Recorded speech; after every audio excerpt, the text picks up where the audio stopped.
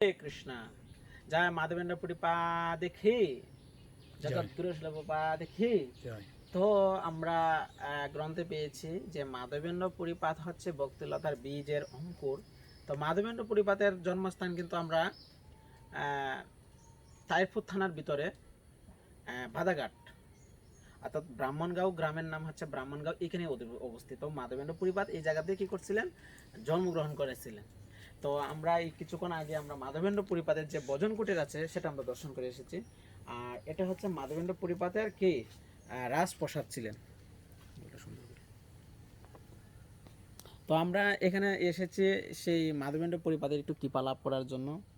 তো আপনারা অবশ্যই আসবেন আমাদের ইস্কন প্রণাথিত ধাম থেকে প্রায় 7 কিলোমিটার। আমরা আপনারা যদি সুনামগঞ্জ আসেন বা এদিকে আসেন সুনাম সিলেট, অবশ্যই আপনারা এই মাধবেন্দ্র পুরীপাতের স্থানটা দর্শন করে অবশ্যই যাবেন।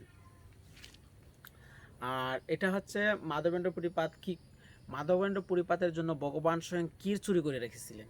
যে মাধবেন্দ্র পুরীপাত একটু ক্ষীর প্রসাদ মানে পাইতে চাইছিলেন আর কি, যে আমি ক্ষীর ভগবানকে দেব, কেমন জানি স্বাদ হয় সেটা যদি একটু অনুভব করা যায়। তো সেটা অনুভব করতে গিয়ে আর মাধবেন্দ্র পুরীপাতের জন্য স্বয়ং গোপীনাথে সেই ক্ষীর চুরি মানে রাখিয়েছিলেন মাধবেন্দ্র পুরীপাতের জন্য। সেই প্রসাদ হলে মাধবেন্দ্র পুরীপাতকে দেয়, সেই লীলা আমরা পাইছি মাধবেন্দ্র পুরীপাতের কাছ থেকে।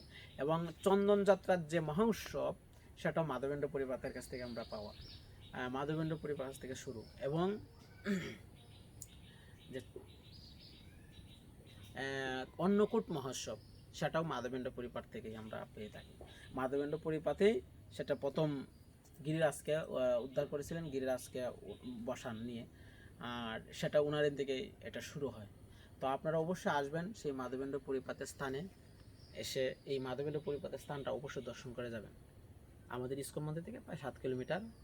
অবশ্যই আসবেন। হরে কৃষ্ণ কৃষ্ণ কৃষ্ণ হরে হরে, হরে রাম রাম রাম হরে হরে। জয় মাধবেন্দ্র পুরীপা দেখি, জগৎ গুরু প্রভা দেখি, নিতাই নিতাই গৌর সীতানাথ প্রেমানন্দে।